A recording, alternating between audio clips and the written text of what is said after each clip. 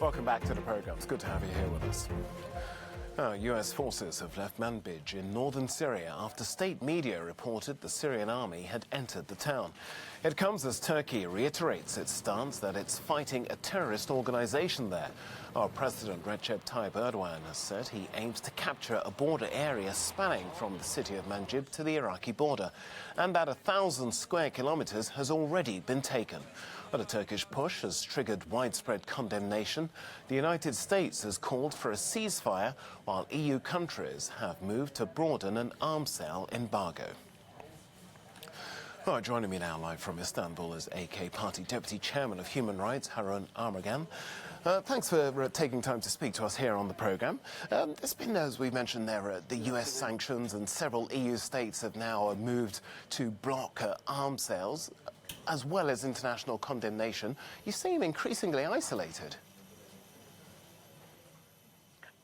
We are very disappointed because, as NATO agreement, Article 5 clearly states that when there is an attack to one NATO country, it should be accepted as an attack to all NATO countries, and all NATO countries should actually respond collectively. Turkey has been forced to take action against terrorist PKK because in last 2 years, we have been attacked over 700 times from the other side of the border, and civilians are losing their lives because of the attack of a terrorist organization. Indeed, what should be seeing here is all NATO countries are responding to these attacks all collectively.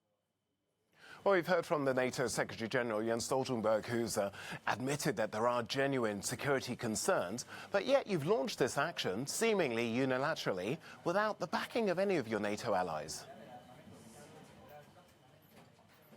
Look, like I said, we have been forced to take action because we have seen over 700 attacks in the last 24 months.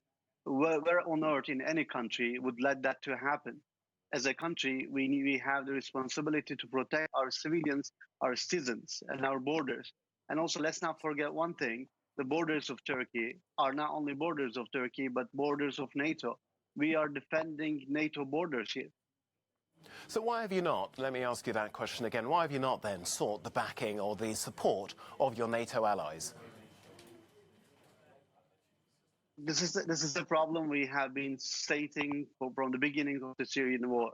You cannot trust to any terrorist organization, and you cannot use one terrorist organization to another one. The wrong strategy that was actually played when the United States was arming an organization to fight against Soviets at that time, and later that organization turned out to be Al-Qaeda and threat to all of us.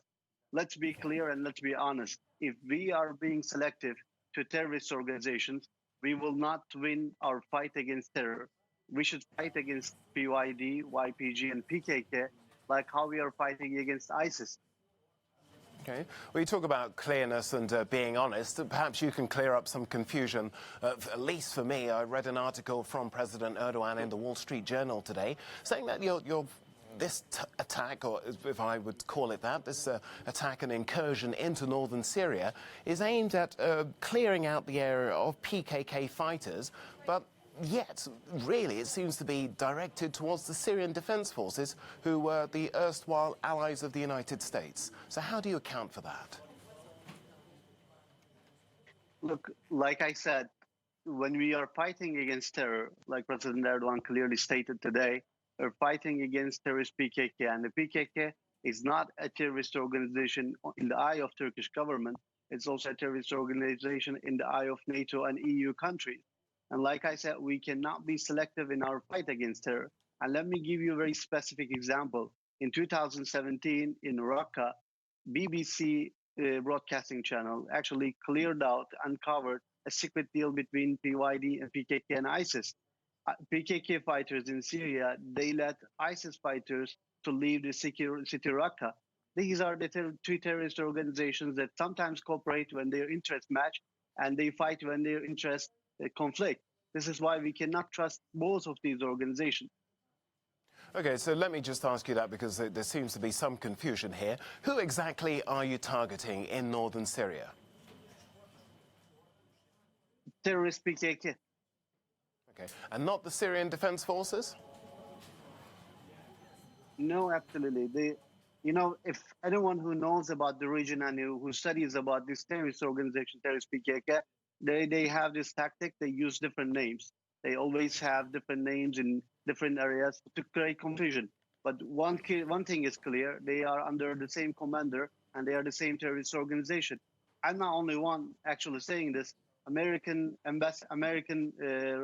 commanders in the region and former Secretary of Defense Ashton Mr. Carter was saying exactly the same thing.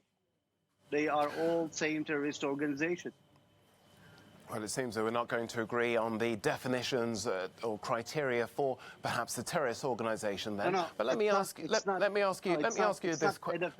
this question then, if I can, then, if you may.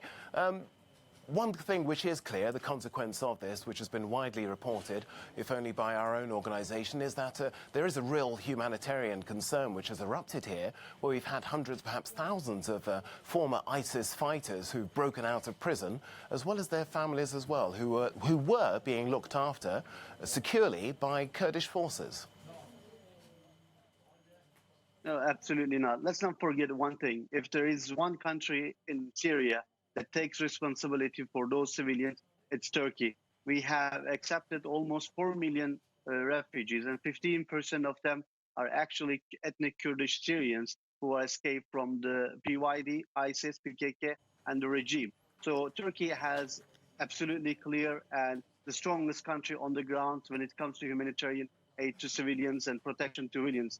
Let me also add this: today, when our armies are moving forward against our fight in terror, we are also delivering humanitarian aid and we're taking care of civilians there.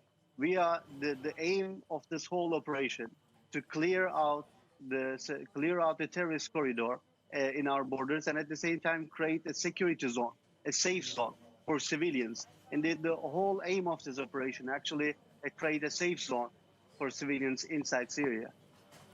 Harun Armagan, Deputy Chairman of Human Rights for Turkey's AK Party. Thanks for joining us here on the programme.